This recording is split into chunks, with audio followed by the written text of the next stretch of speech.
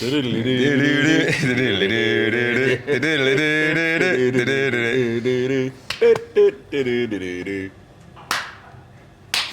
along to the Whisky Stories podcast with myself, Graham Colgether, and, well, for the people watching on our YouTube channel, you'll notice that we are not in our usual surroundings. We are not in the back room of Diggers. We are certainly not sandwiched between the gents' toilets and the bar, Ross. No, we are in the salubrious surroundings of the Galsshouse in Edinburgh. We're welcome back. We haven't been here. The last time we were here was a glorious summer's evening, and we watched Angus with his tongue out his mouth painting a picture.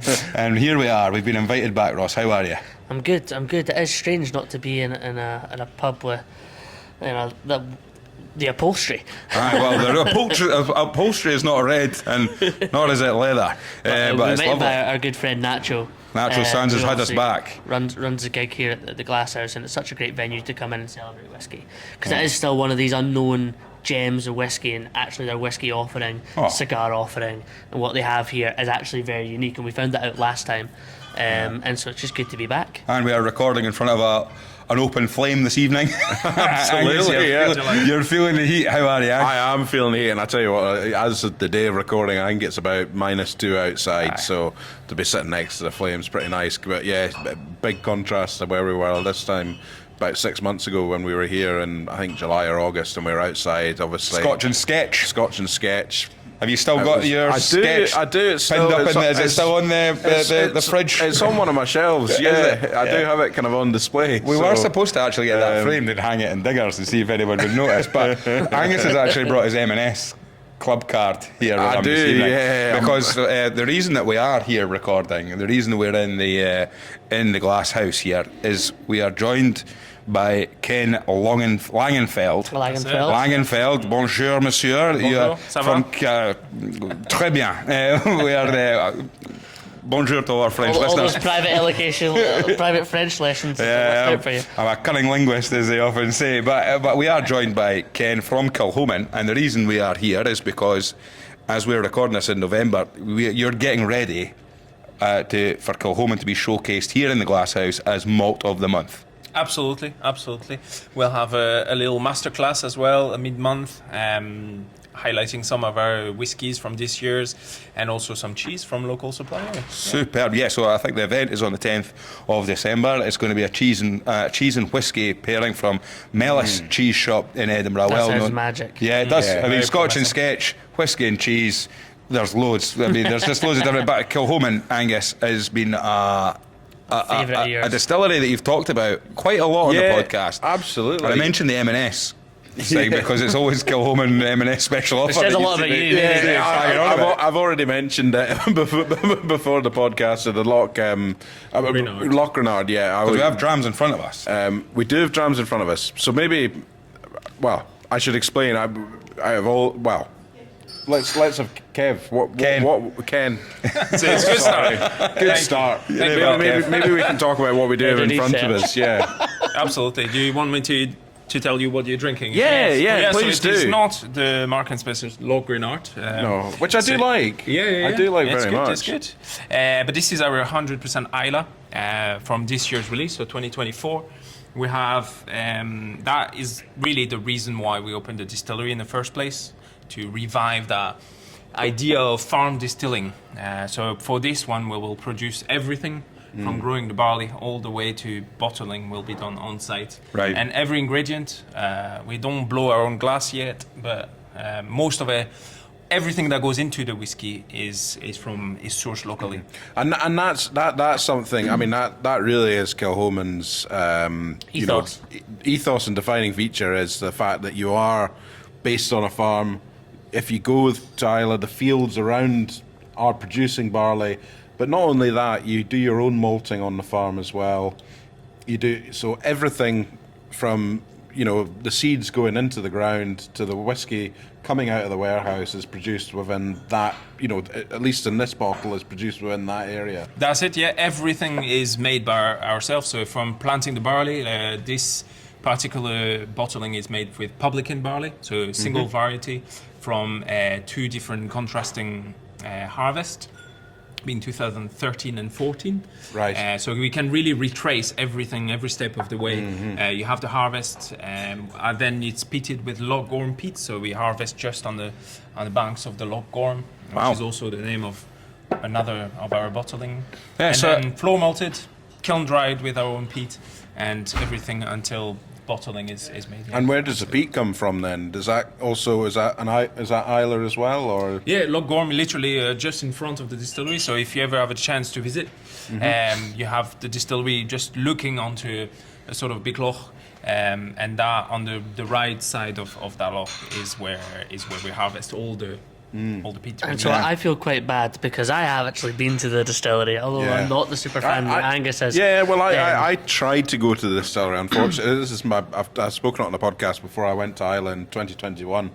Very nice. And I visited quite a few distilleries. Unfortunately, Kilchoman had a bit of an outbreak of the COVID at the time, so it was shut. I did plan to go, but I didn't quite make it. But I drove past the distillery, and I went for a walk on the kind of Machier Bay beach, and I got lost on the way back. I kind of said to Laura, current wife, let's kind of go back via the sand dunes, and we got a bit lost, but we ended up at the car eventually. It's a great place to be. It's lovely. It was really nice. So I filmed standing on the barley in the floor malting last time I was there. And so there's two names on Kilchoman bottles, which is Robin Bignell, who's the production manager, who I filmed with previously. He's a fascinating character. I always feel bad because we turn up with our camera crew and say, right, tell us about your whiskey, and I think he's really good at producing the whiskey, but a wee bit of stage fright sometimes. Really? But he was absolutely magic.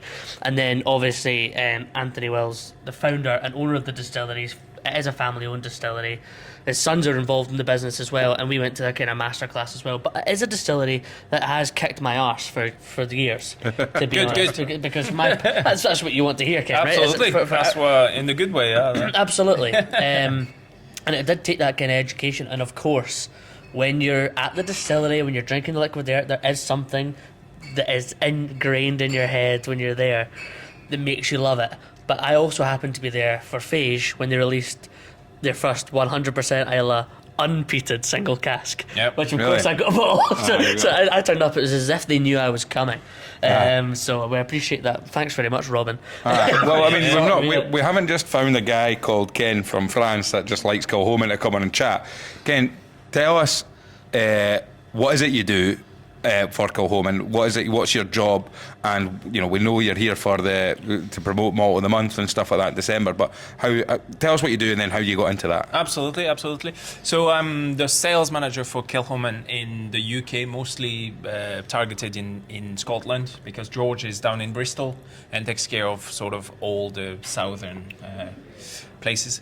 I've been working with Kilchoman since February now, so a wee while, but just getting. It's still quite new. Yeah. Just getting the grasp of it all because it's the first time I go into the distillery side of things.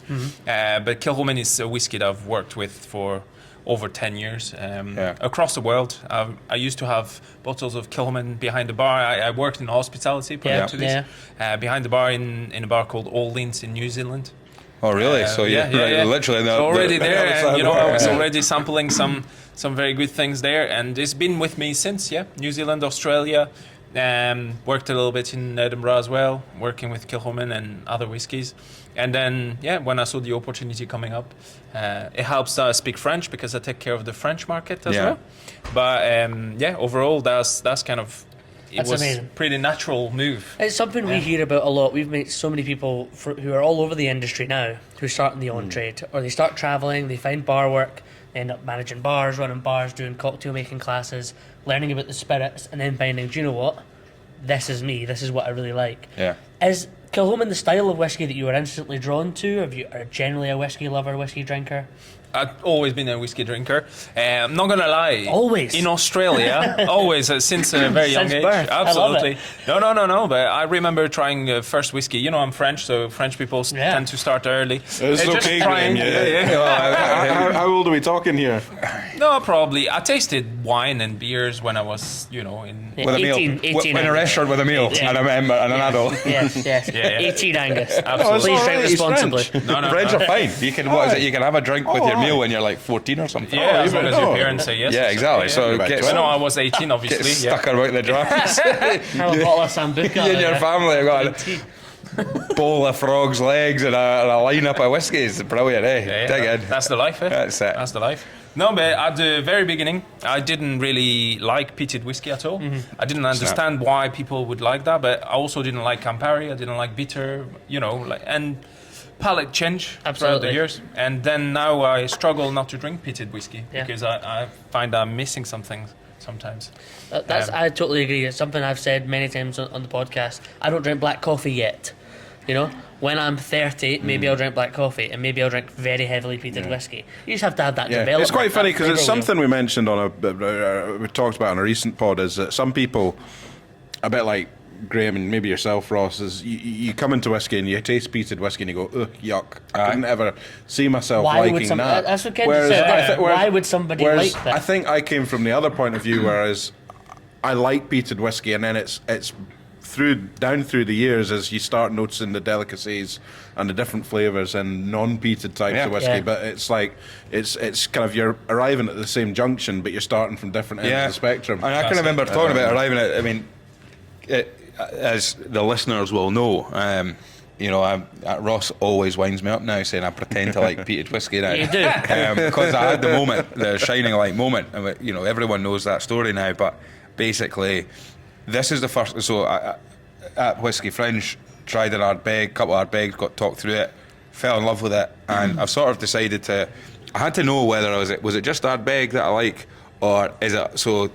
The next thing I tried was a Lafroig, then a Lagavulin 16 and Port Charlotte, and I'm sort of going through loads and loads and loads of different but I haven't had Kilchoman until tonight, except for, and I don't know if you can remember this, Angus, but we went, and ironically actually with the timing, we went to Scotland versus Australia at Murrayfield on a Sunday. Right, It yes, was I actually do before remember, I'd moved yeah. into Edinburgh, went with your dad. Yeah, I do remember And this. we decided after the game, I think your dad headed home early doors, Yeah. and we said, we'll go out for a couple of drinks afterwards. Where shall we go? I hear that pub, Diggers, is meant to be really, really good. That's right, And yeah. the two of us went and sat down, and that was at the point where Angus and I kind of realised we had this mutual connection for whiskey. And we were chatting away, and I said, pick me one, Angus. And he's come back with, I don't know, it was a Kilchoman. It would have been Snake. I think Kilchoman it was Snake. Snake. Yeah. And I can remember, and I actually remember sitting down at the table, and a guy, you bought the whiskies, and you'd walked from the bar to the table, right at the side of the bar, and somebody turned around and went, I could smell that for here. Right? And they literally are picking up the aromas. And I tried it. I didn't particularly enjoy it. Right? I got through it, but at the same time, that is the last time I would have drank a Kilchoman. Yeah. But here we are tonight, and I have to say, this first dram is going down an So absolute this treat. first dram maybe isn't what you would expect, though. No. This is the first time I've revisited 100% Islay in a while, but the nose of 100% Islay here is not the nose of what you would think a typical Kilchoman is. No. It's actually very welcoming. It's It very is. different. In the range, essentially, you have one new make for the 100% Islay and one new make that will do all the rest. So they're very distinct whiskies. And there's a massive significance in production changes there as well. The production is very similar, except the fact that this is floor malted and kiln dried, but everything else is done the same. So the fermentation Fermentations, times okay. will be the same. But the main difference is the pitting and the floor malting, and the pitting level is at 20 ppm for the 100% and 50 for So that's the rest. phenols per. Yeah, parts per million. Yeah, phenols per million.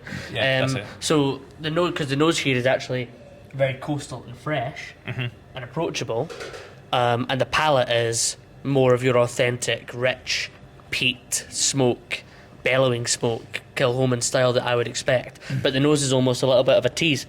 Absolutely. Because it makes you go, I'll have a bigger mouthful of this first dram. Yeah, you go, wow, there's so much flavour on the palate. There is. Yeah. Do you have a favourite in the core range? I won't put too much pressure on In the you. core range, is so that'll be that's less- Saneg and yeah. batch strength. Yeah. I have to say that I really love batch strength. Yeah, so it's this is a new addition. release, Yes, yeah. yes. So it came out this year, about March.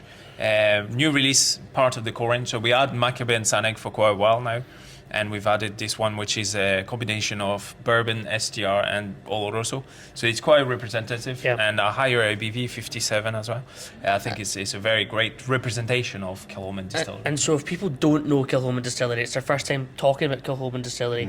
You have Macker Bay and Sineig, and your distillery's been going for 18 years now. Right? 19 now, yeah. So I think it was about 2005, which was the first new distillery on Islay since 1908. Hey, the research right there. That's why we bring him into these things. Nearly Didn't get his name right, but I tell you what, you banged in the figures perfectly. Nearly 100 years of no new distilleries. More than that, 124. Yeah. Well, no, I if you mean consider 2005. Bruichladdich reopened.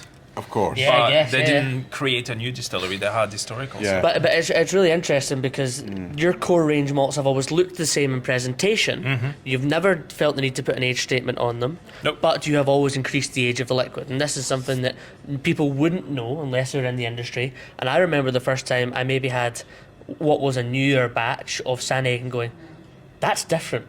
That's different than last time. And then putting 2 bottles I had of Sineig next to each other, pouring both of them and going, wow, you can see that this is still, you're not charging more. You weren't, trying to up the age statement, try and make a big palaver about it. It was, this is a distillery DNA, this is our characteristic. I want to say it was 80-20, sherry to bourbon, and Sineig, and is it reversed? And what's the kind of breakdown of so Macker Bay? Macker Bay is 90% bourbon, 10% Oloroso, and 70-30 for the Sineig. So. And so basically, you've got a big, thick, intense, sherried core range and a light, fresh bourbon core range. And now this new green labelled batch strengths come in. And I will say, you lads probably haven't had the chance to try it. I don't think I have tried it. No. I have, of course, tried it for research purposes. Yeah. same for me. And it's a belter of a dram. And uniquely very different to the other two. Angus, what was it that drew you? Because, I must admit, that night, or that day, afternoon, after the rugby, you were saying, try this Kilchoman. I'd never heard of it. And to be perfectly honest, and I was kind of saying to Ken before we started, I mean this with the greatest respect in the world, is because I've purposely not looked up Kilchoman today. How rude! I didn't want because I didn't want it. I didn't want it because to ask the questions, and also Angus sometimes does his homework on the podcast. Brilliant. But what was it for you, Angus? Of all the Islay distilleries, what made you pick Kilchoman? You seem to be a bit of a fanboy for it. Because this is what I was talking a little bit about it before, and Sineig almost could have been one of my What 3 drams when I originally did the What 3 drams. I struggle to think out the exact moment where somebody put Sineig under my nose, but I do remember when we were talking about that time that we went to the rugby, Graham. I knew I liked peated whiskey. That was something I knew about before I tried Sineig. I think it was the fact that it was a peated whiskey in sherry, because you were a big fan of the sherried whiskies, and I think you were obviously kind of at that point you were very much, if it's not sherry, it's no it's no good. So I think that choosing the Sineig for you that night was a way of me trying to say, well, this is a sherried whiskey, maybe you'll like this. And I'll also, but I think Sineig was probably the whiskey that changed my perception on age statement whiskies, because I think I must have just been recommended it somewhere, or I'd just seen it on a menu and just by pot luck I'd chosen it and kept coming back to it. Yeah. So I think I tried it at some point. I have a feeling I might have tried it even in what's the Wildcat neck, which is in Edinburgh. It's next to the King's Theatre. I think I may have tried it in there and it just blew me away. Yeah. I think it was the peatedness and the sherryness. I think it was a gap in the market, and people might disagree with us here, but for that medium to heavily styled peat at 46%, at not an extortionate price point, you had Bowmore 15, which was sherried, but was lightly peated. There wasn't really a punchier, more rounded, heavier peated version of that wasn't. I think Ardbeg Urgadal is probably about 57% or something like that. Yeah. So I don't think there was actually a core range heavily sherried, heavily peated whiskey. And something like, I know Ardbeg is sherried, but it's not that heavily sherried. And it definitely, I mean, like you said, it's a very approachable price point as well. I had a bottle in the house at one point, R.I.P. No, and it was something as well that the current wife, then girlfriend, was a big fan of as well. Like she really loved Sineig. I loved Sineig, so it was one of those. We should actually invite our partners along to watch an episode. I think that would be a great idea, Graham. That would be a roaring success. I've got the clip now. Ken, But let's go back in time a little bit, because you've mentioned, we're talking a lot about Kilchoman and the stuff, and we've got these drams in front of us here. But you mentioned earlier you were in New Zealand and you were coming across Kilchoman. So what's the story that got you into whiskey then? It's a long story. I don't know. We're here all night. We've got 1, 2, 3, 4, 5 drams. Naturals checked us into our rooms. We're here all night. Right? I think it was very natural. I couldn't pinpoint really the day I tried my first whiskey. It wasn't anything really like that. It was slowly but surely. Working in the bar trade really helps you trying different things. As a younger self, I liked rum a lot because it was really approachable, quite sweet, easy to drink. And then, I started wanting a bit more complexity. And I came to the world of whiskey, and it really interested me that with one single ingredient, you can make so many different things. Such a variety. It's such an eclectic collection of flavors. And that, I think, is what drawn me to whiskey, really, and Scottish whiskey particularly. And when it came to working in the bar trade then, was it just a case of just being a bartender, or did you work in specific types of bars? Was it cocktail bars? Was it high-end bars? Was it eventually whiskey-related bars? Or was it just in general working behind bars? No, managing bars around, really. I've done a bit of everything. Some tiki bars, some Orleans in New Zealand was a sort of American style bar, so lots of bourbon, a little bit of Scotch, and then I've worked in many bars, restaurant bars as well. And cocktail bars is what the focus was in the overall, but Did you move to Edinburgh for this job, or were you already here? No, I was already here. So the second thing that took me into the world of whiskey is my wife. Women. Yes. Women and whiskey. Well, that's it. My wife that I met in New Zealand in the Orleans bar, and she's from Edinburgh. So, amazing. That gave me the opportunity to come and become Scottish. Because we're three Scotsmen and none of our current wives are Scottish. Well, there you go. But your current wife is Scottish. Yes, from Edinburgh. Yeah, there you go. And so what's the whiskies? We were chatting to Anthony Crowther and Chuck Kerr was back in. We were actually recording an episode last night with those guys, and we were talking about the whiskey scene in Australia. What's the whiskey scene like in New Zealand then? I always imagine these things as you have the international whiskey, so you have Australian whiskey, there is New Zealand whiskey. In fact, one of my favourite, one of the really surprising whiskies that I tried not that long ago was a Woven, and I think was it Hemisphere. There's and I'm pretty sure there is a New Zealand. Yeah, and Ross might be able to help me out in this. There's a distillery that it's been Thompson Distillery. It's not Thompson. It's a distillery. It's on the South Island of New Zealand, and it's been at Corona. Cardrona.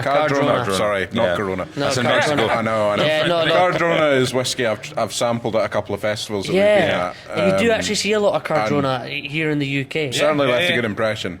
Yeah, it's a very good, very interesting whiskey. It didn't exist when I was there.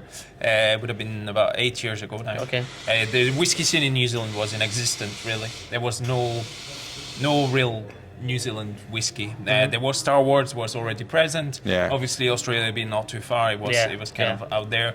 But mostly was imported whiskey. And the funny thing is that, frankly, I've seen some absolutely enormous range in Australia and New Zealand of whiskey on the shelf that some Scottish bar could be jealous of. So Scotch whiskey or just world whiskey? No, Scottish whiskey, absolutely. It's just because they have allocations, but because there's less whiskey bars. Yeah.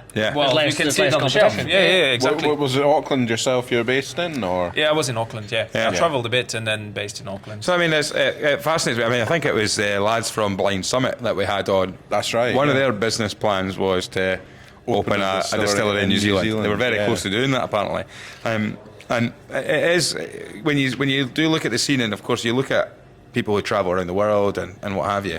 But closer to home, you've got to remember that France is one of the biggest importers of Scotch whisky in the world as well. Yeah, it's a huge market. So when we've talked about the Italian market, and we've talked about Glen Grant being the sort of prominent brand that people always see, I think Dario played up to it by bringing in some Glen Grant for us. So Glen Grant are owned by Campari now, but they were the prominent malt in the 70s and 80s. A single malt was dominating the space in that part. So what is there a particular brand or is there a type of whiskey, style of whiskey that really does well in France? Oh yeah. I mean, blended whiskies, blended malts are And some blends that we don't even sell huge. here. No, and the French market is not scared of blends. You know, sometimes there's a stigma in the UK that blends are not real whiskeys or things like that, which doesn't exist in France. A lot of things, all sorts of things. A compass box is very present, for example, much more than in the UK. But what off memory from when I left, really, Glenfiddich was the leader of the single malt market, and little things here and there that were starting to pop up. Yeah, France have had some strange trends with Scotch whisky, but they are the biggest buyers of Scotch whisky per population in the world, and have been for a long time. For example, Knock-and-Do was the prominent malt whisky in France for a long time before they ever kind of got crazy. But it's just it's genius marketing. If you've got an appetite for whisky and you say, do you know what, we have a production of, let's say, 1 million, 1.5 million, we're only going to sell it in France, and you're doing it for an affordable price, it would work. Then they had a problem with their production. Then Aberlour, which is probably the dominant malt now as far as I'm aware in mainland France, it's just crazy. They drink like 5 times more Aberlour in France than they do here in Scotland. Really? It's amazing. But then historically, Angus, if you look back, because you're the head of research here, and you're also the man who knows his way around the history book. But basically, you know, there is a history to why France is so prominent Tell in the us about Scotch the Old malt. Alliance. People might not know about the Old Alliance. Well, that's going way back. That's going back before whiskey. I mean, one of the reasons why whiskey became popular, not only in France, but in across the world, was in the 1860s. You had the disease that affected the vines in France.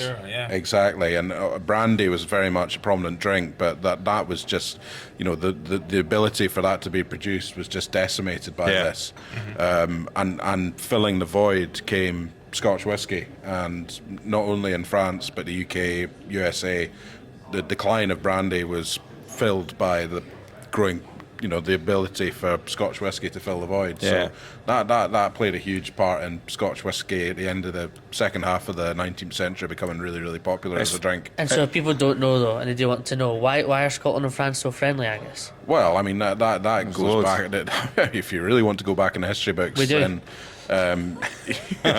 obviously, Scotland and France. Not too far back. The war. If you go back, obviously, England and France. The English.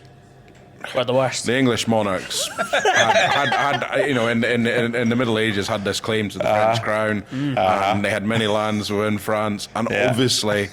It was, the enemy of my enemy is my friend. So France and Scotland had this defensive alliance. Did Bonnie Prince Charlie not go to France for some time? He was in France for some time. He learned to speak French, and then he went back and got some soldiers to not bring them back. He was also in Italy, but this is much later. Right. Well, there we go, Ang. That's great. Anyway, thanks. Well, you asked me. So, I mean, I take it from and that's why we've allowed Ken to stay in Edinburgh. Welcome along. Thank you very much. It's great. But from a cultural perspective, then I suppose, like, you look at the cultures in New Zealand, you look at the cultures, you look at also the temperatures, the styles, and things like that. I'd imagine not just for creating your own whiskey, in terms of having similar climates where I'm pretty sure they'll be able to grow similar styles of barley and what have you, so for their production, but also just in terms of like the culture of people. I'm sure was whiskey a very popular thing? Was it a big popularity thing in New Zealand or no? Not right, at all. No. New Zealand market generally drinks vodka, lime, and soda. Right, oh, really? Like never before. Vodka, lime, and soda. Yeah. It's about all that's been consumed. Yeah. After I'm assuming that now that the whiskey market is growing in New Zealand, so will palates and customers will be more inclined to order some, but. Pretty much, It's also the case that in a market where you produce very good wine, you end up getting into whiskey as well. Yeah. France is another great example of that. If you take wine very seriously, even if you don't take wine very seriously, you end up taking whiskey equally as seriously. Any crafted liquid, you will see the boom in beers. In France, you had Heineken, and that's about it, really. Yeah. And now you have hundreds, like in the UK. Is there any French distilleries we should be looking out for as well? There are plenty of French distilleries. Yeah. There's tons, but their production is very, very little. So I'm pretty sure if we have to look at exactly how many distilleries are in production in France, it's possible that we'll find there's more in France than in Scotland. Yeah. But their production is much Much more smaller. reduced. Does it Yeah. have- And are these Does French- distilleries that have been going for a long time, or are they Most of them are fairly, like, are they last- things that have last popped 20 up in the last 20 No, years? most of them have popped up very recently. There are some historical one like Edu in Brittany, but I mean everything else is new. Every time I go to see the French market, something new has appeared. Yeah. So no, It's interesting looking at the it's growing. like whiskey bars abroad and stuff like that, and you know.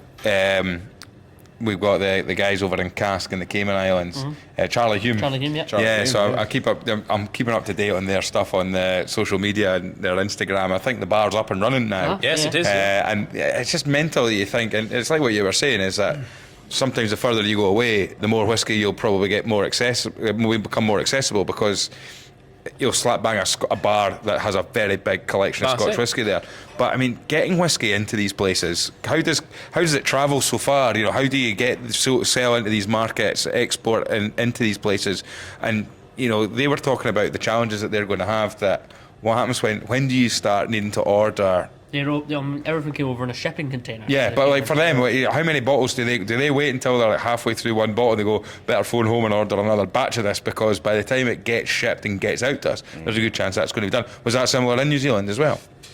I mean, I'm not exactly sure how they work out the import and export, but essentially for us now, we send stock of a release way before we'd send it to Europe, so it Yeah. arrives at the same time, and it's shipped in big quantities. Yeah. So you can't order just cases; you have to order pallets minimum. So that'll be done through a distributor then. So Yeah, the distributor. This is the bit I always Everything is find done. really interesting, is when you look at the distillery websites and stuff like that, and you see it and say, right, here's our distributors. So I'm assuming a distributor then would be like one big company. Like Raw Malt Whiskies. Yeah, so basically they have warehousing space. So what they could do is they could buy mats. So they'll maybe come to Kilchoman and say, we want 3 pallets of this type of release. Kilchoman will then ship it to them, and then the distributor is the guy that then goes to all the bars, restaurants, clubs around and sells it by the box, I'm assuming. That's exactly right. So importers act as us, wherever the country is, and in New Zealand, Australia, France as well. We have one importer, which is La Maison du Whisky. So single so importer. established now, Yeah, right? yeah, Which means the house of whiskey, doesn't it? yeah, exactly right. Yeah. Very What the hell, good he's translated. great, yeah. Not only an history guy. Yeah. Very good, very good. But no, it's very important for us to work with importers that we follow as well, and we have the same kind of mindset, because that's what is going to dictate the market. And they also have massive. I guess, what does shat on the mat mean? that went over my head. But they It's also- cat on the mat for people listening back home. they have massive swinging power as well. I mean, like La Maison du Whisky will also do their own single casks of Kilchoman. Yeah. And Van Wees in the Netherlands, and Japanese single casks, and Raw Malt Whiskies will do their own single cask, and you know that means they're buying so much allocation. They've got that many venues or bars or individuals who are buying their product that they're able to create unique products from it as well, which is where people get really excited. But can they Something dictate back that? to Like, distillery. because again, I'm looking at like what we've talked about before with indie bottlers, and when you look at it and you say, you know, the more hands it passes through, the more the expense comes, so like who sets an RRP? Like who sets a retail price for a distillery then for a product? Do Kilchoman say this is going to be a mid-market? This would have been good questions for Dougie Liddell's podcast. Yeah, I mean, Ken sells you know, sales and You stuff. can do direct stuff too, so it's difficult. Yeah. Because I could buy a cask and you could tell me your recommended retail price is £80 a bottle. And once I own the product, there's nothing stopped unless Frankly, it's contractual. we're not a big structure, you know, we're Yeah. not owned by massive corporate companies. So the idea for us is that our piece is not really interesting. In the UK Yeah. market, for example, we don't communicate them. If you want to know what we think, we'll tell you. People charge what they want. But Yeah. essentially, yeah, it's all But about... you've also got to be market savvy. So Yeah. you can't suddenly say, I can't go into, let's just use for example, you can't say, I can't go into the whiskey shop and have this exact same bottle, the Kilchoman 100% Islay, It's sitting there. What's the sort of retail of this one? There's sort of £55, £60 maybe? The 100% now is Yeah. a bit more than that. Right. It's about around 80. I would say. £80, right. £80. Okay, so but I can't walk into the whiskey shop and see this is for £80 and then go to Jeffrey Street Whiskey and Tobacco, see it for 120. Well, you could. You just wouldn't but sell any. No, but this is the thing. So obviously, who sets the recommended retail price then? The biggest boys, the yeah. biggest players in Right. the market usually will do that because they'll have much more buying power and therefore they'll have volume Yeah, as yeah. opposed to. If Master of Malt and the Whisky Exchange get the release first and they price it at £10, there's no point in you pricing it at £15. No, because 'cause people are no, visiting their website more anyway. Yeah. And so you might as well price it around about the same. But it's one of those things that really people do whatever they But want. then, so where the dictation then comes in, I suppose, is the bigger the importer or the bigger the company, they can then come to you and say, well, we want to put, let's just say, standard margin, which would be 20% on of the. So if you say, for easy counting, right, if you say this bottle RRP is £50, right, then you say we need to make 20% on that. So then you say, so 20% of £50 is what? There's a tenner, right? So then what you're saying is you're buying it at £40. So if I was to say to you, right, that bottle's going to retail, I'm going to retail at £50, right? I want to And make. you're going to take VAT into account. And Oh yeah, but let's let's simplify it a bit to make it simple, right? I want to buy this for this. This is going to sell for £50, right? I want to make a tenner per bottle. Wow. So you need to sell it to me for 40. Now you guys might go, no chance. We sell Well, yeah. this for £45. Yeah, we but have if I'm the costs, guy that, if obviously. I'm the Yeah. big player, Nah. I can say to you, I can I dictate don't the think market. anybody's dictating no. distilleries at the moment. No. Really? Oh, no way. So the distillery will dictate what they sell it at. It's like This is everything. this It's is like the product, Yeah. and so that everybody wants the new product. So But- I think for distilleries, sorry, No, give you a please, great please. answer, I'm sure. But my thoughts is that for a distillery, Kilchoman bring out a new product. They don't give it to the highest bidder. They give it to everybody. And so if one person doesn't want to pay the price that Kilchoman think it's worth, they're just not going to get the product. So if Kilchoman come out- they're not going to lose any sleep over it. So if Kilchoman come out and say this bottle's 45, you've got to buy this off us at £45 per bottle. Then it's up to you guys to make your markup on top of Absolutely, that. yeah. Everybody But then is- for everybody, I mean, I don't know. Is there an industry kind of standard where people try and make at least 20-25% per bottle on the retail? More on the on-trade. But on the on-trade, people make bigger margins. So when you say on-trade, you mean but the retail is pretty straightforward. And I guess there's different. We had when you come from the whiskey shop, and the whiskey shop don't have really an on-trade account, so they won't sell into bars. They sell to individuals. Yeah. Whereas you have Royal Mile whiskies, who then need to take into account that Natural at the Glasshouse is going to get everything ex VAT. So it's going to have 20% less than their costs. So it's different for every retailer. I don't think there's any black and white answers But I think, other like- than the distilleries are the boss, Aye. and that nobody really is big enough to change the prices. But this is It's not a case that the Scotch whisky distilleries are the British dairy farmers Yeah, with exactly. the supermarkets Yeah. telling them No, what but to at the for- same time, it would be interesting to know if you're which is going to lead me on to the next question I'm going to ask about when does a distillery become stop being a new distillery and become an established distillery. But basically, it'd be interesting to know that you mentioned the whiskey shop. Now, if I am a new distillery or a bottler, right, and I have the chance to get my product into over 20 shops around the UK, and being one of the more major retailers within the country, then I would be much more inclined to try and get my bottle onto their shelf at a cheaper to encourage them to take stock, to sell it, because I know that they're going to take volume. My argument would be if your product's good, they're going to come to you. You're not going to them. I don't know. I mean, we had Hector McLean from Jeffrey Street saying he gets sent the amount of samples that he gets sent every Indie single. bottlers is a different story. But even I suppose okay, so do you know I what I know mean? what you That- mean. that Yeah, is- of course, you're and 'cause fighting for there's space. Such a hard. That is an interesting part of the market because what I'd be everybody is fighting for the same stuff and they're bottling the same liquid. But I'd be interested Yeah. to know as well, though, like Kilchoman are in this, and the next question is, right, so first question then, is Kilchoman still a new distillery? In the grand scheme of things, will always be a new distillery. If you compare to others like Bowmore, on Islay that were implanted, one of the first to open. Yeah. We are new, relatively new now, because other distilleries on Islay particularly Yeah. are open, and some have released the first whiskies as well, are now. Yeah. 3 more in construction. Yeah. I think it's more who is next that's going to define if you're new or not. It's new age of whiskey. Starts at your Daft Mill and your Kilchoman, maybe your Kinninvie in the 90s, etc. Arran 94, 95. Well, but new distillery. Honestly, new distillery now doesn't have an age statement whiskey, is what I would have said, and then Kilchoman didn't release an age statement whiskey until. Last year, I think before we're looking at the glasses, I wonder if we might try something else. And you can talk us through the dram. And you got some cheese with you as well. Some fromage. So what would be your recommendation? What should we try, Ken? what do we have? Fino, Saneg. I would say probably the Fino then. Yeah. It would be quite. So this one here? Fino's gonna be here? Yeah, that's right. Microphone Oh, is that the PX? Sorry. Oh, is it PX? Yeah. So maybe not the PX first. Right, okay. I'll go for the Saneg. Sorry. So which one's this? This one here? Yeah, Saneg. That's right. core range Saneg. This is Angus's favourite. Angus to pour these because he's always pretty helpful with that. I'll just run a wee bit. But no, it is an interesting debate, and I think we've had a lot of amazing bottlers on the podcast who are fighting for shelf space. But if you're a new distillery, everybody wants your releases, and maybe it's because of the buyers that are buying your whiskey rather than the on trade. See, you're saying it from a retail perspective. Yeah.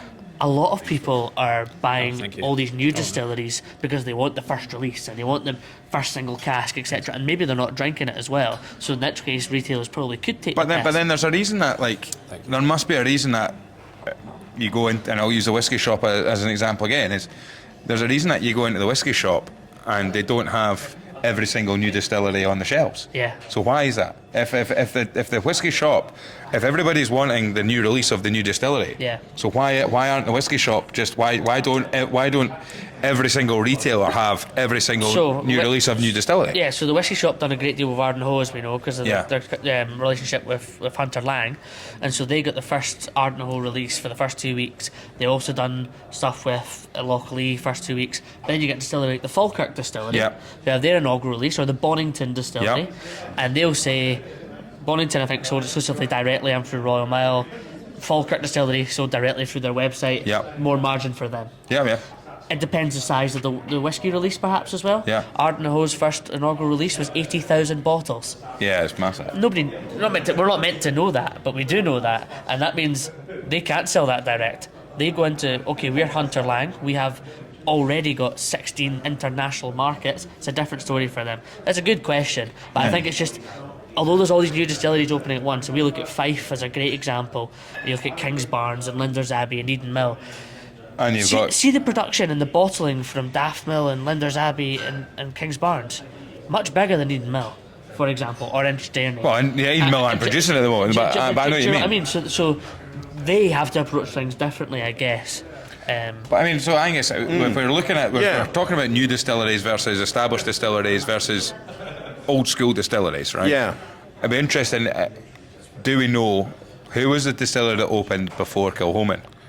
Well, Kilchoman opened 2005, so there were, Ben Romack was 1999, am I right in saying? 1998, but originally opened in 1898. They did so reopen. Technically, no, I mean... And there was quite a few reopenings in the early 2000s. Yeah, there were, so, I mean... Arran, certainly 95, 96.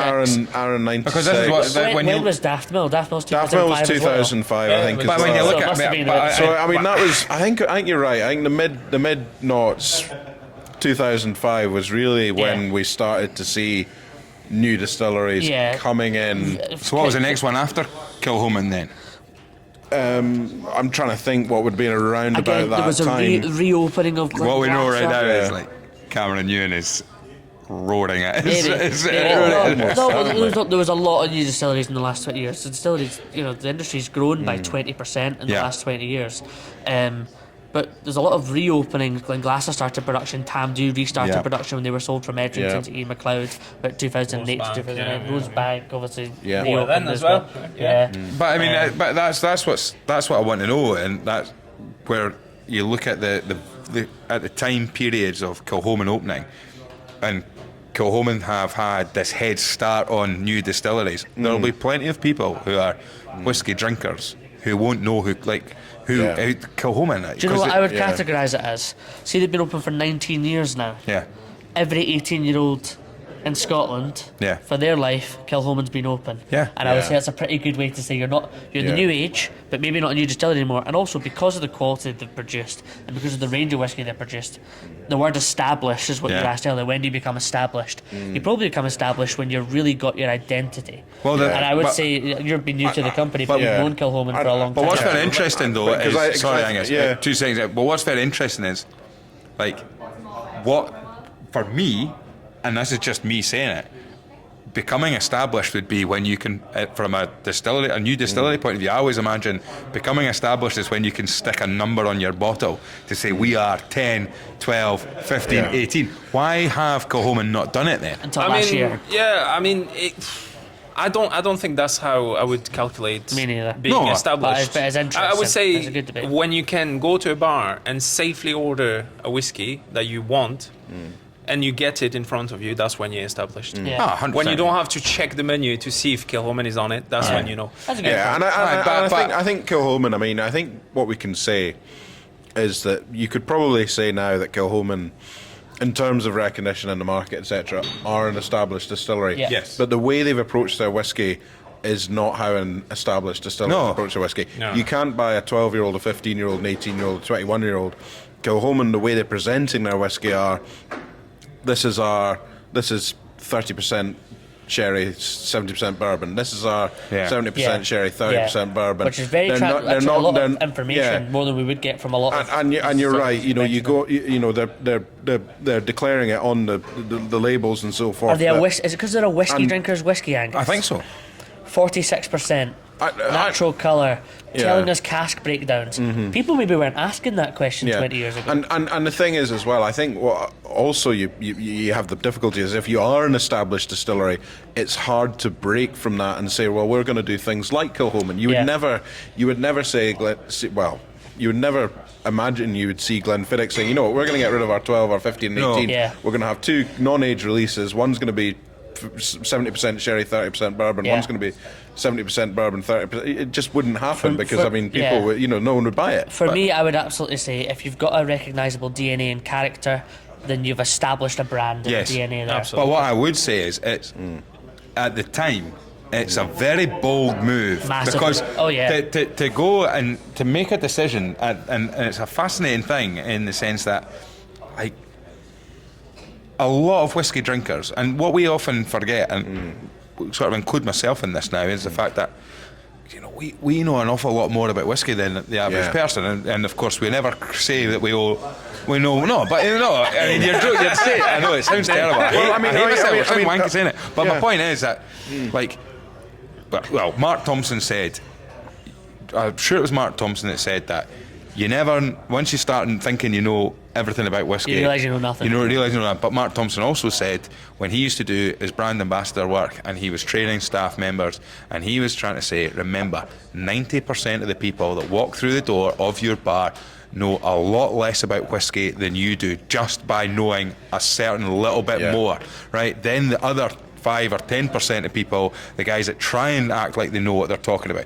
We've had people talk to us and try and say that if it's not 10 years old, it can't be called Scotch whisky. Yeah. If it's not 5 years old, it can't be called Scotch whisky. Yeah. So that's, from a general market point of view, there are people that will sit there and think, oh, unless it's got an age statement on it, it's not right. It goes Yeah. back to the debate about age statement versus non-age statement. And the question I would maybe ask Ken, and I appreciate he probably won't know the answer, and maybe if he does know the answer, he wouldn't tell us anyway. Is was there ever a time at Kilchoman? I mean, I wonder if back in the 2005 there was ever a plan that when we get to 16-year-old, let's say, we're going to release a core range 16-year-old, or we're going to release a core range 12-year-old that will always be on sale, and maybe events have taken away that business decision, or even now, is there still a point where you're going to release a core age range bottling? Yeah, listen, it's very possible that in the future we will do some age statement. We have done the 16-year-old, Of course. last year.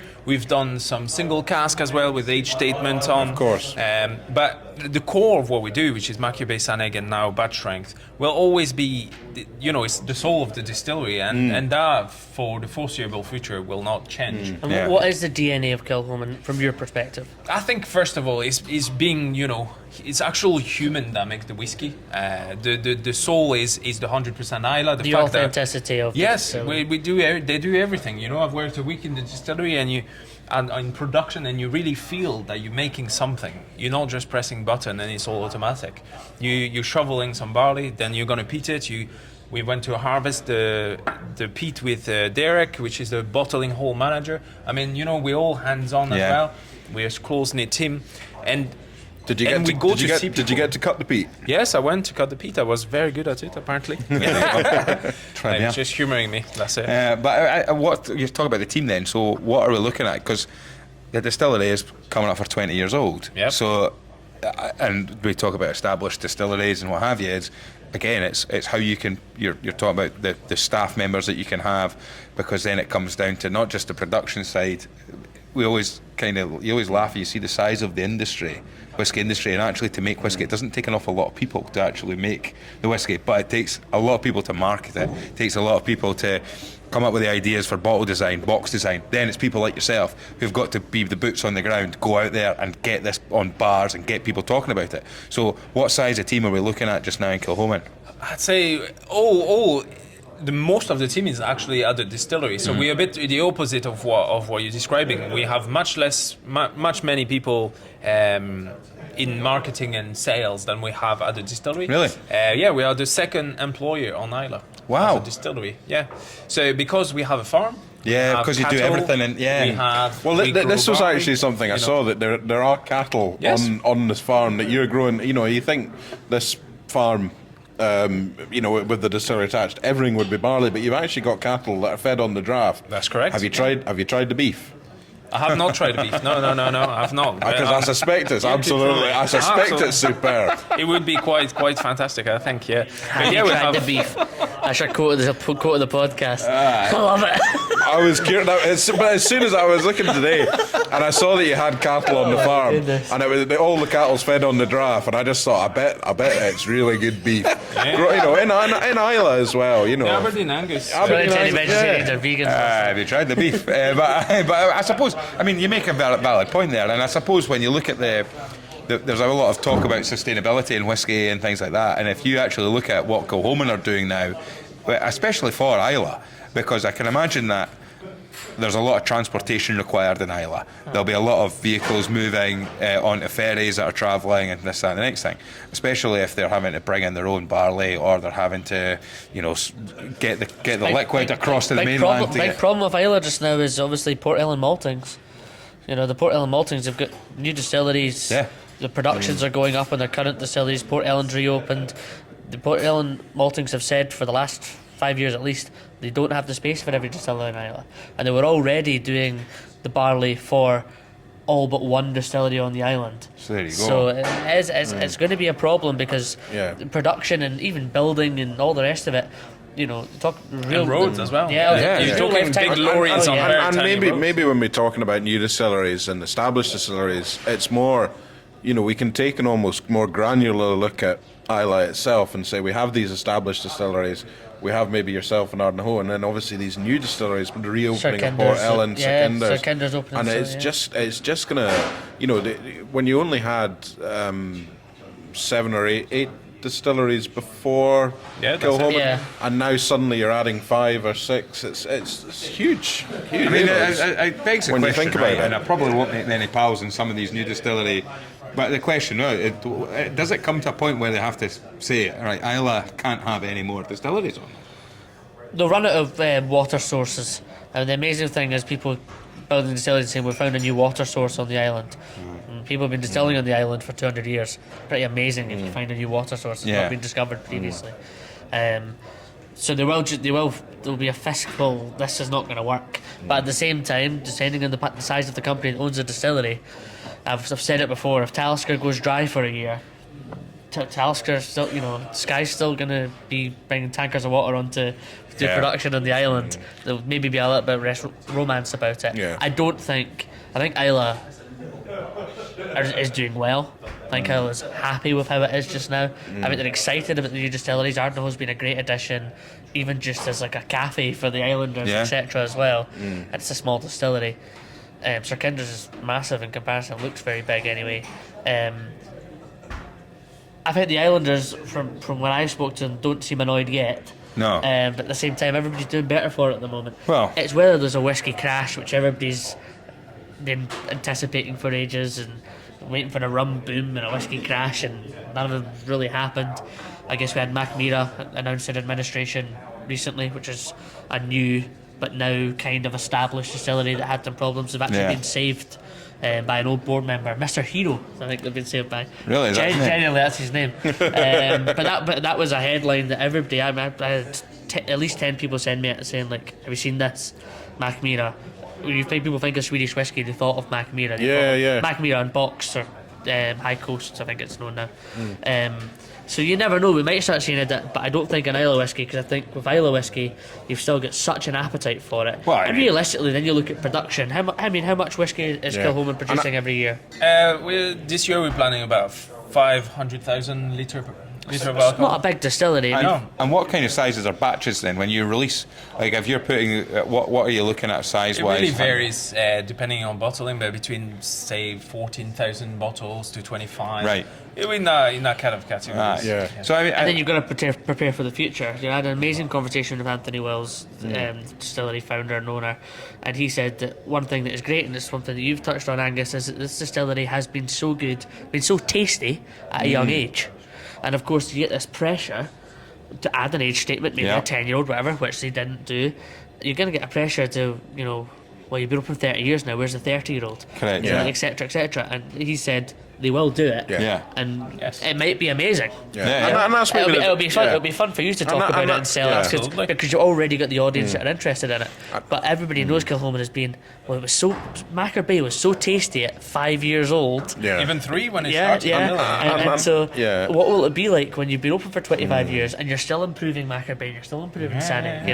That's exciting. That's very exciting. And it's a huge advantage you've got, because there are whiskies from new distilleries we've maybe tried, and Ross, you might agree with this, that you think, well, that's okay, but what will that be like in 10 years' time? 100%. Whereas when you're trying Kilchoman, you're thinking, well, that's great now. Kilchoman and Ardnahoe as well. Islay whiskey and peated whiskey. And people, maybe it's as if everybody just realised this suddenly, because I've said this at least 100 times in the last 5 years. Peated whiskey doesn't need to be old. When you look at Ardbeg Wee Beastie, the 5-year-old, you look at any of these. And I wonder if that's the attraction. I mean, I'm sure. There's 2 attractions. One, you can open a distillery on on Islay, and have great whiskey, potentially within a short amount of time frame. But also, I think Islay whiskey itself is a brand. In the same way Speyside whiskey is a brand. Absolutely, yes. So, but in Speyside we've got 30 distilleries. 52 or something. 52, even more than that. Whereas an Islay, 14. Whereas an Islay, you in production now you've got less than 10. So it's like, I mean, I think the 2 things I sort of want to really talk about here is I want to dive into the non-age statement stuff, because I think that's a big part. What I will say as well is the fact that, going back to talking about how Kilchoman was a sort of early new distillery, there will be people who have opened distilleries since then who use a Kilchoman blueprint, I suppose, because you're the first ones that kind of, right, well, they've done it for 10 years like this, they've done it for 15 years, they've done it for 20 years like this. Yeah, you maybe see something like Loch Lee as a bit of a, that's maybe taken something out of the Kilchoman songbook. I think if you were starting a distillery today and you were looking at success stories, you look at Kilchoman and probably Ardnahoe and again, they've dipped into the whiskey drinkers market as well, and bartenders market, and people that generally take whiskey quite seriously. But also, if you're not producing 10 million litres a year, it's good to get into that market, because they're going to be the people that are going to buy your product for the rest of their life. Yeah, that's it. It's not going to be just a one-off when it comes out the first time. It's a recurring thing. Oh, for sure. And then, right, so onto the sort of non-age statement side, because What do we think of the Sanig? Well, Angus, yours has evaporated. I love Sunny. It's disappeared already. His own measures. I love Sunny. I think you'll be pleased with the new release then. Yeah, I was kind of, no disappointment, but I was kind of half hoping you might have it. You might have had it with you, but no. No Kilchoman beef. No Kilchoman beef. No Kilchoman beef. I was hoping to have a steak in front of me, and no, but listen, if it turned up raw with a fried egg on top, you could have just put it. But no, I love Sanig. Sanig's fantastic, and a whiskey that makes you happy. I actually haven't drunk it in a good few months, probably. I don't think I've had it for a wee while. It's really funny. I spoke to Ken on the phone, right? Yeah, so splendid. When we were arranging this through Natural, he's put me in touch with Ken, and I phoned him up, and he says to me over the phone, "Shall I bring whiskey?" And I go, "Listen, we never ask our guests to bring whiskey." No. Cheekily, what I used to do was I used to make a joke if they hadn't brought whiskey, say, "Oh, and you've brought some along with you," right? But I always said, please don't feel under any pressure to bring some whiskey. But other people have brought some, but it's entirely up to you. Now Ken's sitting there and Angus is actually saying, "I'm really disappointed that you didn't bring it." Yeah, that one would be remembered. I'm going to be honest. I'm sorry. We need to shake our heads. Graham's saying we're all experts in whiskey now. And No, not at all. Far from it. But talk to me then, because we've had a couple of discussions not on the podcast. In fact, I think one of them. Were you at the Macallan tasting? I've never spoken to you off the podcast. I know, we don't. we actually don't speak to each other at all. When Graham says that's us finished, we just walk out. No, we don't. We just finish our drinks. But basically, I think it was the Macallan tasting at the start of this year, Angus, at the Balmoral. That's right. Yeah, you were banned at that point. But don't worry. Basically, he did what he did in the whiskey shop and started chucking his glasses around. Yeah. But yeah, so Macallan gave us our non-age statement, a range of non-age statement whiskies that we had that night, 4 or 5, I think. 4, I think it was. Yeah. And it raised a lot of questions about, and one of the big things is, which Kilchoman have kind of not done, but Ross will correct me in a minute for that. But my question to my question to the guys at Macallan was, how can you, on one hand, sell a premium product that age means quality, age means class, age means price point, but then on the other hand try and sell us, oh, but you don't need to worry about the age because see this non-age statement stuff, it's just as good, right? Now they've done the two things, and a lot of distilleries are doing it. A lot of legacy distilleries, shall we call them, are doing that, where they're going, right, we're going to, and what my understanding of it is, Ross, you might be able to correct me if I'm wrong here, but I'm sure you look at okay. stock management, cask management. Yes. The beauty of a non-age statement whiskey is that there could be in this whiskey that we're drinking right now, in the Sanig, there could be a 19-year-old cask of whiskey and there could be a 3-year-old cask of whiskey. Correct. Maybe there might not Correct. be. There There could be. And they wouldn't. And there could be. You're under no obligation to put that in. And I think like that rule that says, only the youngest whiskey can be on the bottle as an age statement, it's kind of limiting. Yeah. So it limits your price point as well, because, well, you don't want to sell a 10-year-old whiskey that is majoritarily made of 18-year-old. Yeah. So you're not going to do that. And that's where age statement becomes handy, because you know that what you're having is about the age it says, even though they'll tell you there's 60-year-old in it. And so Macallan is obviously a very different point of view for Kilchoman, as you mentioned. The power of the brand and the cost and demand for the older high quality cask liquid has just blown them away. Yeah. And their old liquid is worth so much that they need to preserve all of their old stock for that market. It is the luxury brand in Scotch whisky at the moment.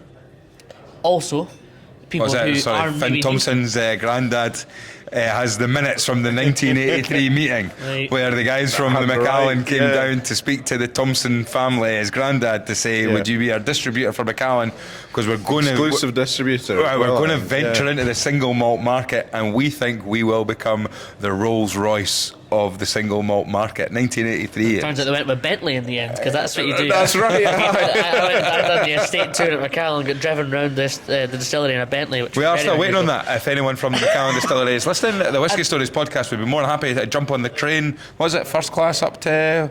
Up to Elgin, normally in a private transfer to Easter Elkies estate. We would But, love to do a podcast in the back of a Bentley. What I will say, lads, is yes. I'm going to be honest. I'm not sure what I was going to say there. I'm going to take a word from you. Something else you want to do in the back of a Bentley, Ross. We're talking about how you're preserving stock, right? Yes, but and also I think it's worth saying that I am a staunch defender of Macallan, not because I'm somebody that can afford to drink Macallan, because I'm not, but because they got everybody. They're easy to shout at. Yes. Because everybody wishes they were in that space. Yeah. The Dalmore and Macallan have turned themselves from blending whiskies to the pinnacle of luxury single malt. Yep. And it's through branding, it's through exposure, it's through being in James Bond, it's through collaborations with stuff like Bentley. We're all whiskey drinkers in this house, the four of us. We're not going to buy a non-age statement, duty-free exclusive Macallan that costs over £100, because everything, what I've just said there, turns all of us off. Yep. However, there's a generation of people whose fathers and whose grandfathers, grandmothers, great-grandmothers have drank Macallan, and do you know what? That's a Macallan they've not had before. Yeah. I'll get them one of them. Yeah. It is in a high-rise New York office. It's going to be a decanter, and it's going to be full of Macallan. Yeah. And also, I will say that Macallan once gave me a £50 voucher to IJ Mellis Cheesemongers, who are going to come back here to the Glasshouse at the start of December, and I would say that great collaboration of whiskey and There you go. But cheese. so then, for the people who do listen, and this is what I'm saying, is that there are Not still paying me off for tonight. there are still a lot of people that will say, like, if it doesn't have an age on it, it can't be good. So like, what we know is, you would have said that well, 2 years ago. I would have been right? put off, and I'm still.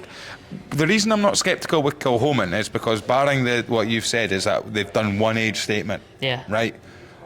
But what I am sceptical is because I kind of understand it, where if I see a distillery going, oh, we're going to start pushing our non-age statement, my instant thing is protecting stock. Well, I'm good, right? and I get that because you're a warehouse fanatic. But I'm going to counter that argument and you'd with maybe, your love for Glencadam. Yeah, absolutely. And you'd maybe, And you know, that's a great example of I actually can't believe for affordable whiskey they brought all these ranges of cask finished whiskies at an incredibly reasonable price.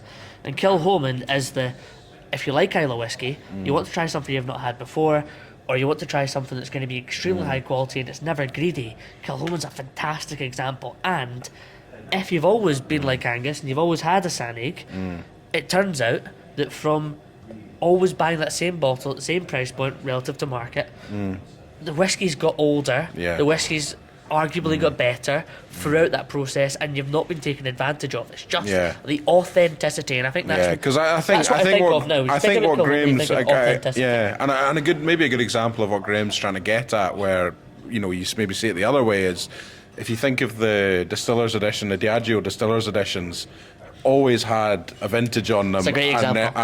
And then as of this year, the vintage goes. But it's still the same stuff, but we just don't have a vintage. You're right. But is it though? Well, you're right. That's a very good point, Angus. It is and that is clearly stock management. I had a good chuckle to myself for the same price today. In fact, as we're recording this, I was speaking to somebody who they're not a big whiskey drinker.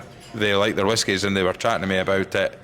And he said, I keep meaning to buy a bottle of Macallan every year. Because the thing is, remember the guy was a couple of years ago. This was right. So there was a guy who had for his son, I think every birthday, 18 years. For 18 years, every year he had bought for 18 years an 18 Macallan, 18-year-old Macallan or something like that. And 18 years old, he was the only person that had 18 in a row vintage, from this 1990 whatever to this year date. Now, what I'd be interested to know, because a lot of people talk, and there's a lot of people I speak to, and they say, oh, I'm thinking about, I don't like flipping bottles, right? But I also really, really don't like when I get into a conversation with people about expensive whiskies and stuff like that, and they'll say like, oh, I'm going to buy that bottle, and I know fine well that bottle is not going to do anything except for sit on a shelf, and someone's going to say, I'm going to sell that in 5-10 years time. My understanding of it is, it's like anything, whatever you've got is only worth what someone else is willing to pay for it. So the thing about it is that if you buy one special edition bottle of something, a Macallan say, right, or a Dalmore or something. You say, I'm going to buy that. I'm going to spend £500 to £1,000 on it because in 20 years' time or 10 years' time, I'm going to cash out. It's going to be my pension. The thing is, you've got to find someone that's willing to pay whatever you think that bottle's going to be worth. Now, that might be somebody who's missing that one bottle from their own collection. Now, that's a diamond situation or a needle in a haystack situation. However, if I was to say to this person that I was speaking to today, I said, you know what you should do? Is you should buy a bottle of Snake from Kilchoman every single year. Because what you'd be able to then do is if someone has... How long has the Snake release been coming out now? I couldn't tell you exactly. It was probably 14 years, 15 years. Yeah, so but if you were then able to say, right, I've got the very first bottle of Snake and I've also got the most recent bottle of Snake. I think for a drinker's collection, that's really cool. And as Ross would have said, I bet you a penny a pound you could open each individual bottle and try a dram from each one of them side by side and go, there's a difference there. It travels, absolutely. But that's the core of what we do. If something is good, we're not going to try to mask it and make it exactly the same as last year's. We've had, in 2015, I think, we had some really active sherry cask, some hogshead from our supplier, Jose Miguel Martin. And we were really impressed with the color that it gave, the concentration of flavor. And we just asked, because we have a relationship with one single producer, and we just said, like, those casks, what was different? And, they didn't really know. They were just, like, a bit more active. It was. And we were like, well, that's it. You could see the color difference in the Snake. And we could taste it. Yeah, absolutely. And then... Well, the whiskey itself was the same, but it was more depth to it. And do you try and hide that? Well, would you try and, like, this is the next thing is, do Kilchoman want to balance that out to make sure it's got to be similar, like... It's consistent, but there's got to be a consistency, but then are Kilchoman happy to have the inconsistencies in that product? Absolutely. Yeah. I mean, if something is good, we're never going to try to hide it. No. We're not going to be like, oh, well, it's a bit too colored and too flavorful. We're going to try to hide that a little bit. We battle with consistency because obviously using only first and second fill casks can be quite difficult to balance out a whiskey. But when we find something that really works, instead of just, saying, well, we'll put that in the drawer for later, we just release it. We say, hey, there you go, guys. And this is what we've done. From a wood management point of view, Angus, then that's what makes me really excited, in the sense that, like you don't have to worry about the age of the cask. So what you can say is, that's 3 years and 2 days, and that cask is working so well for that liquid. We could just chuck it in, and because it's being tasted blind, there's no, we've got to keep it in the wood for X amount of years or anything like that. It's kind of like when we talk about tasting whiskey blind, the Scotch Malt Whisky Society bottles, unmarked, unlabelled, just with the flavour on them. You don't instantly get triggered with. Because then you go back to the story that Fraser Souness told about going up to a 50-year-old cask. You're thinking this 50-year-old cask is going to be absolutely banging. A Tamdhu 50, and it was absolutely disgusting because it'd been overcooked. Yeah. So, like, the fact that you don't have that, what am I trying to say here? Like, not perception, but you can be. It's easy to get drawn to the age of how long it's been sitting in that wood. Absolutely, very easy to do that. Whereas, if the guys who are selecting the casks could literally say, yeah, look, you know what? We've managed to select an inventory that would hit this Snake, for argument's sake, and only 2 of the casks are over 10 years old. Fine. Yeah, if it's all about the flavour, it doesn't matter. We don't need to put an age on it. It just doesn't matter. No, exactly. And you have more freedom, because if it works better at a younger age, you don't have to put it older, So I think age statement for me is from a place where we'd use only bourbon casks. Say you only use bourbon barrel from now on, and that's all you make is a whiskey made in bourbon. Well, I mean, then age statement becomes relevant, because in a bourbon cask, the maturation between a cask to another is fairly similar. The variances are not as big.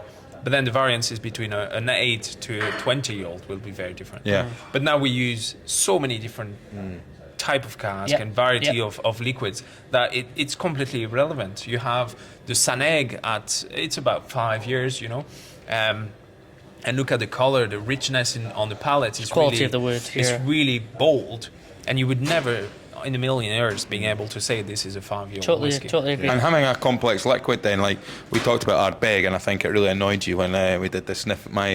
I think it was my first ever sniff it, sip it, score it 60-second whiskey review. You're pretending to like Islay It was whiskey. an Ardbeg 10, and I think you got really annoyed when you said about. But I think it was 98% bourbon, 2%. Or I asked 90. you for a fact about the distillery, and you said they use 98% blah blah blah, and I think I said somebody's been doing research. Yeah, it's meant to be natural. You used a was my- profanity as well, actually. I did. But what's really sorry, interesting is that, like, a lot of people will tell you that managing peated whiskey and bourbon is easier than managing peated whiskey and sherry In or anything else. And so I take it, I suppose, by, like, you look at the other Islay distilleries that were on the island long before Kilchoman started. Kilchoman and all the other distilleries that are being built, and we heard Paul Main talking about Ardnahoe, they're saying about how even putting bends at certain areas with the pipes and stuff like that is all by design, because now, for the very first time in the whiskey industry, new distilleries can actually manufacture the flavour of the spirit, whereas hundreds of years ago, when the spirit design was being made, a lot of it's accidental. We hear stories about there was a dent in the original still, so we have to get it done the exact same. And this is also Yeah. the benefit of being a new distillery rather than a reopened distillery like we're talking about. Whereas, some of the reopened distilleries, I mean, thinking about Rosebank, for example, they feel like they have to recreate or at least pay homage to the original spirit, whereas a brand new distillery is a complete blank you slate. can start from scratch. And before, the thought of what the new make is going to taste like wasn't the really important thing. It was how long are you going to age it. And now the discussion is into what type of barley are you going to use, what type of peat are you going to use. How long's fermentation? And I think as well, one thing that's, Kilchoman's very kind of notable for is the special releases and different types of maturations. One that we tried, Ross, I know you've had it at the at the Athletic Arms, is the Sauternes cask. I love the Sauternes cask. We've seen port pipe, we've seen all sorts of different I tried a casks. tequila single cask, Yeah. which Very was blew my. It was really interesting. So I mean, there's experimentation, or at least there's different things. Yeah. It's almost like crisp flavors. I don't mean that disparagingly, but it's it's almost like there's a creative freedom of also being a new distillery and going, do you know what, the laws. There's so much whiskey in cask right now where the cask might not be legally approved yet. There's so many people trying out casks that nowadays tequila cask was only made legal in the last 5 years, and people are releasing 15-year-old tequila cask whiskey. Well, what fascinates me is the fact that, like, finish or whether it's every new distillery that's opening has a doctor or a specialist consultant in how to craft a cleric spirit, a spirit. The distillery manager, production manager, their job to produce the new make. Yeah, but like when the distillery's been built, when the distillery's been started, there's certain experts who are like who was it that we had on the podcast where we said he was the Cristiano Ronaldo of new distilleries? James Swan. Yeah. And like being around and stuff like that. Like, but what you've also got to remember is what's really interesting and funny is that all the new distilleries in Islay. So how many new distilleries are we getting open by the time they're all done? There's 10 distilleries now, including Ardnahoe, and I think there's 3 more getting built. Yeah, 3 more. So before Kilchoman, then, Plus Porter. how many distilleries had there been in Islay before Kilchoman? 7. And now you've got Kilchoman. 8. Well, we've got 9 open and with a release. 9 open and another 2 to come. Well, Another 3. Another 3. Another 3. So you're effectively. So what's fascinating is the new distilleries will have all used doctors and specialists and people who are specialists in distilling and how to craft the flavour and this and the next thing. Whereas the original ones were just farmers, Yeah. just farmers that learn, or people that learn. And also, as an accident or a happy accident, our spirit tastes like this. Bowmore guys, no one designed Bowmore to go, by the way, I tell you what, your spirit will work perfectly with this. No one designed Ardbeg to say bourbon was with this liquid bourbon. And accidental. everything also that was in the industry was not by choice, really. No. The use of peat wasn't because they loved the flavor they gave. It's because that's all they had to dry the grain. No one in Ireland was going on about ppm. No, exactly. No, It's the same exactly. It was for- just, I mean, copper you know, being used for a pot still as well. It's because it's malleable. Yeah. It's easy to mold. Yeah. And then now we found out that finally precipitates, certain elements and things like that. But that came way after. Yeah. It just works. Fascinating. It's the magic of Scottish. And one whiskey, last isn't it? question before we move on then. Selling Kilchoman then is what your job is. Yes. So you've mentioned about coming across the Kilchoman brand when you were working in bars and stuff like that, and we've kind of talked a little bit, maybe put you under put on the spot a little bit to justify the pressures of having to sell something that has maybe been a bit different from what bucking the trend, not putting ages on it and stuff like that. What was it about Kilchoman that you loved and found easy to sell to people, from even just being in the bar in New Zealand to now doing your job? Frankly, I'm flavor-led. A bartender, is not using syrups from the shops. He's going to make his own It's a great answer. flavors. So I think having a whiskey that is not trying to be anything it's not, right? So it's all about taste, and that's why the family is really into going to see people, the people that drink our whiskey, getting new drinkers to try it. Just, you don't like peat, but try this 100% Islay. It's a really good step into this peated world. And I think it's all about flavor. And that's why is the point of differentiation. But it's not just marketing. It's because we believe that flavor is everything in whiskey. Like, people that buy bottles because they look nice, probably not going to drink it. They're going to buy the bottle once. Yeah, that's it. Absolutely. No, I mean, we're on the PX now, aren't we? That's correct, yeah. yeah. So Yeah, that this was is the a PX. limited edition, so you can see the number of bottles that we 23,000. Yeah, 23,000. That was last year. Love it. Well, it's led us on to this time of the evening. Oh, I've got one more question. Right, go on then. Sorry, I've got one more question. So you said as part of, you've been with the company since February, and you had right. to or got to go and work at the distillery for a week. Yep. How was that?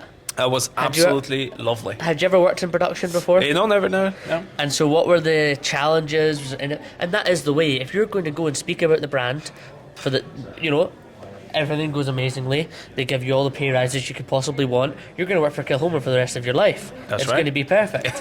But getting to Getting go adopted as well, This is it. perhaps. But getting to go to the distillery and getting to see what you're talking about. Absolutely. Do you think that was because I've never heard of somebody giving you that investment, that time, and a new job in whiskey. Most salespeople go, right, okay, these are the markets you're going to go for, these are the margins you want to make. sell. That says a lot about the company. Oh, genuinely, it was part of the job. Part of the like training. the three brothers, they told me, on the first days, you need to book a weekend Islay as soon as possible, because you can't talk about something you've not seen. Yeah. I think if you've not been to a distillery of a whiskey that you're making, you could as well sell hair dryers. I agree. Yeah. Totally agree. You could read it off a piece of paper. I just couldn't sell a hairdryer if you tried. No. no use for it. Log into the YouTube channel if you want to know what I'm talking about. But doing the maltings, doing the peat, harvesting it. I've made whiskey. Yeah, And now that's cool. I know that, in about 5 years, That's I'll the be stuff able you're to saying. taste it. Here's So- a question for you then, right? If it wasn't working in sales and you had to do one of the jobs in the distillery, I love that. what would it be? Frankly, before trying at the distillery, I would have said distilling. Yeah. But finally, it's a lot of numbers and just waiting for something to happen. And I love the malting, so... You're going to give yourself the monkey shoulder. But that's the thing. It's very satisfying. I Yeah. loved cutting the peat as well, because Yeah. You were you good at see it. it's happened, it's good, it's done. Yeah. And it's so satisfying after doing it every day for the rest of my life. Maybe not, but if I had to say, But you're that's at what I the like start the most. of the process. So in There's the malt- something really So in satisfying. the with maltings, did they even, like, you're talking about floor maltings and stuff, were you turning the floors as well? Yeah, So- turning the floors, yeah. Right, well, malting is a family tradition of my family. My grandfather had the maltings, and he was a bit of a boy back in the day, right? So you need to explain. So you said very So my- fast. So his grandfather owned the maltings, just like there's the one. And he actually inherited it when he was 21 years old, because his father, my great grandfather, actually dropped dead very suddenly, and at 21 years old he inherited a maltings. But he was a boy back in the day. Apparently, liked to party, liked to drink, fast cars. Ronaldo of malting. No, it wasn't but he liked his time out of days and nights out and stuff like that. And his grandfather, his father, my great grandfather, said, if you can dance till 1 in the morning, you can turn floors at 4 in the morning. And that was the sort of rule. If you want to be out till 1 o'clock in the morning, just mind and make sure that 4 you're in and turning the floors. Get that sweat in. Yeah, that was exactly it. That was exactly it. But that leads us on now, right? So the last thing, your what 3 drams, okay? So I kind of briefed you beforehand. We do always say when we've got somebody who's representing a brand, you're more than welcome to go on brand if you want. We will slaughter you a little bit. He's got on brand. We'll give you one on brand if you like. You can't sit here and go, well, the 3 Kilchomans that you've had this evening, they're my bloody jams. So, Ken, tell me, what would be your first dram of the what 3 drams? You know, when you told me that question, I find that it's so difficult because I'm all about exploration. Mm-hmm. That's all that interests me. I'm born in the world of wine, and there are some things that you drink again and again. But I think it's more the moment that you've had, the sort of decisive moment, more than the liquid itself. Because I like trying new things. Yeah. So that's coming from a Frenchman married to a Scottish woman. That's it's all about exploration. Exactly right. Exactly right. But I think. At home, I don't have a collection, I don't have a big back bar. I have one bottle that is open, and when it's finished, I'll get a new one. I like that. That's always like this because it's very Scottish of you. Yeah, but because Origins I want from to give Fife, it. have you? Eh? Have you got origins from Fife? Have you? It's possible. To keep their money. Yeah, it's possible. But so I'd say it's more than about times that I've had. So the first whiskey that I really ever tried was Glenfiddich 12, but it wasn't as decisive because I hated it. I was too young to appreciate alcohol in the first place. But really the one that marked the spot was Balvenie 14 Caribbean cask. Yeah. That's come up a lot. Because it was easy. I was drinking rum and this guy at the bar said, well, try that. If you like rum, this is aged in rum, so try it out and see what happens. And, I was like, oh, okay. I like that. It's a new world.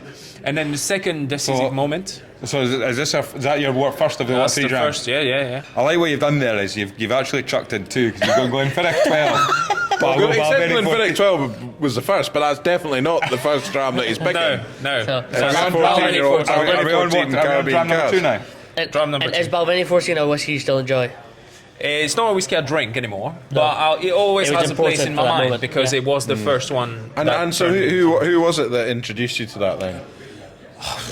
I couldn't Can't tell you remember. exactly. No. It was in a bar in Belle-Île-en-Mer, which is an island off the coast of France on the west coast, and it was a rum bar. Because this is the story we want. And it was a Balvenie. There was a few things. There was Kappa. Remember, there was Benhaven. There was Benhaven. There was Aberlour, Abuna. Yeah. And there was Balvenie 14, and I tried that, and and then I started my exploration journey. Nice. So I never really come back an to island of the west coast of France. which is called Beautiful Island, translated. Oh, wow. Naturally.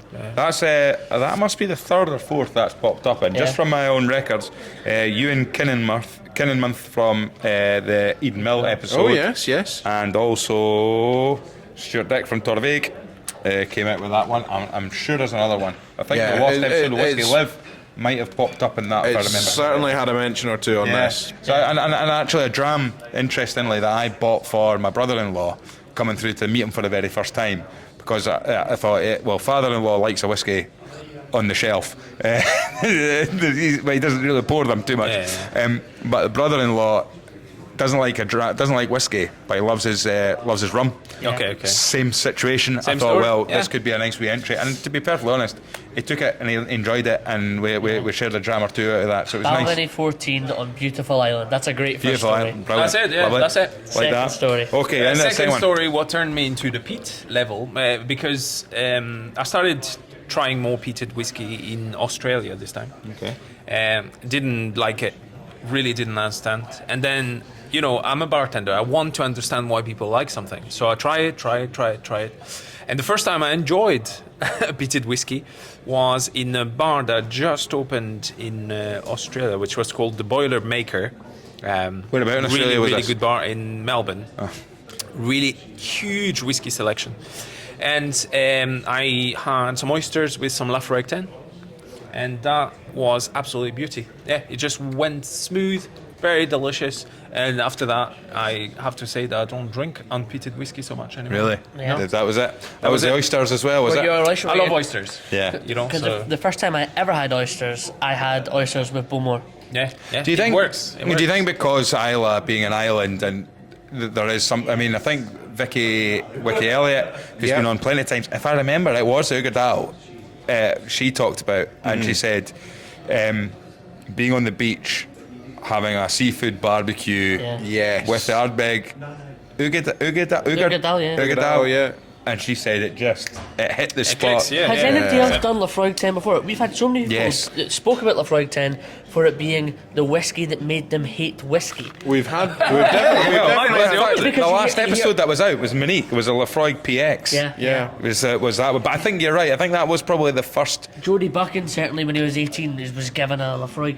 He was Monkey Shoulder brand ambassador for so long. And you think he loved whiskey and bartending for so long. And he said, no, I was given a Lafroig 18 when I was 18 or 19 and didn't drink for 4 years because of it. Yeah. Like, that's just crazy. I had a couple of Kilchoman Lochgorn was Ben. Sorry, we're going. I can get lost. Yeah. I keep Where meaning did you try the Lafroig and oyster, sorry? Melbourne. in Melbourne, in yeah. the Boilermaker. And again, it's something that we haven't This is picked still- up. this is still a pretty- it's if part there's of the Eau de Vie group, Yeah. which is a big operator.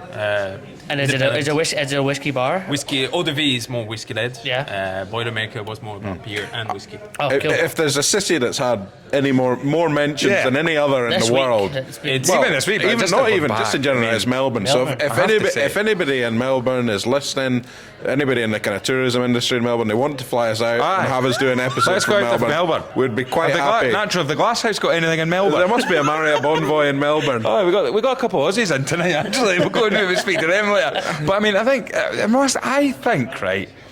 There has to have been a moment where When they realise there's nothing to do in Australia. No, let's no. drink whiskey and There Melbourne. has to have been a moment where at least 2, 3, or 4 podcast guests of the Whisky Stories podcast in the past Have had a significant whiskey moment in Melbourne. No, but they've all passed each other without Yeah. knowing that. Aye. One day we'll be all. One day we'll. Because It's like turn of the century Vienna, where you had Every Hitler single- and Stalin living next to each other, I think and Lenin there as well. I think I'll Sigmund Freud round the corner. Shout out to Simon Smith. We'll say all these we've had infamous some- names. We've had some But I mean, spectacular Angus, have quotes you from been to Angus Melbourne? tonight. I have been to Melbourne. So, I've not been. More than having not been been. to Melbourne, my I didn't mention it, but my granny was evacuated to Melbourne during the war, and so Right. lived in Melbourne for a few years. There you go. I mean, in the 1940s. Yeah, yeah. I have been to Melbourne. Well, yes. for that story, tune into Angus's History Stories Yeah. podcast. there you go. The way That's it's another set up. story, yeah. Anyway, And then the third story, what we third and got? final dram. Two Dram opposite drams. will so be far. Kilchoman for sure. Yeah. Because it is the reason I work for them, is because I really love the liquid, the spirit, and frankly, the one that really turns all the time is they have made a few single casks of the 100% Islay, exclusively matured in bourbon barrel first fill. Yeah. And about 12-year-old, this is my sweet spot, generally. Because you have a bit of maturity. Bourbon takes a little bit longer to give Kilchoman a bit more of the wood character, but you still have every element of the whiskey itself. So you have a little bit of peat, still 20 ppm, just light. You've got that really sort of barley element, very cereally, and on the other side of that you have a bit of the indulgence of bourbon, so a bit of vanilla, a bit of caramel as well. It's a beauty, and a cask strength, obviously, because I like a bit of concentration. And there's my something whiskies. absolutely beautiful about having. I mean, for me, I quite like provenance and things like that. So it's and you know, we know there's only 6 distilleries in Scotland that have in-house maltings, so there can't be too many whiskies you can buy where you know that the barley has come from a kind of certain radius within the distillery, the malting's been done within the distillery, the bottling, the maturation has all been done on site. There's something so almost unique about it. Romantic. It's very nice. It's a lovely. But it will add to the flavour. It will make a huge It's difference. also like something that I'm very If you do it attached badly, to. it'll be really bad. Yeah. It's the idea of terroir. You know, it's a French word that explains. It's difficult to translate, but it's essentially a time. It's and a not place. as difficult to translate as La Maison whiskey. No, that's it. So what was that word?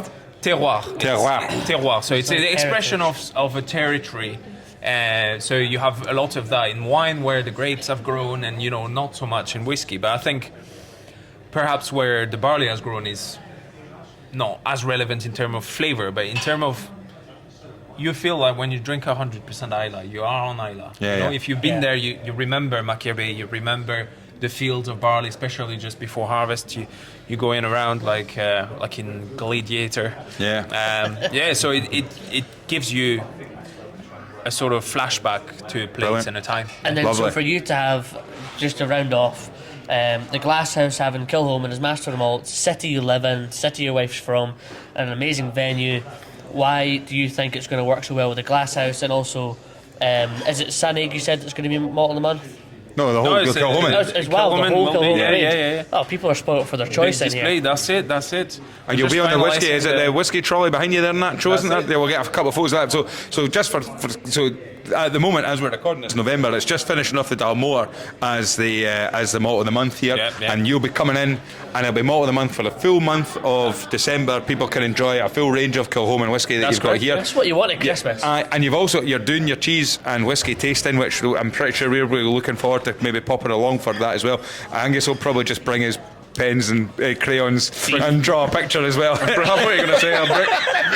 If you want, he'll draw you a picture. What are you going to say? I was going to bring my own oatcakes or something. But bring your own oatcakes. But no, I mean, so it's great that you're part of this. Collaboration, and of course, natural as well. From your point of view, you'll be doing. This is 2025. There'll be malt of the month every single month. You've got a couple of really exciting things with independent bottlers as well. Lots and lots of things happening here. It's been a fantastic night sitting here. We've got a lovely fire that's been going. Angus is nearly melted away.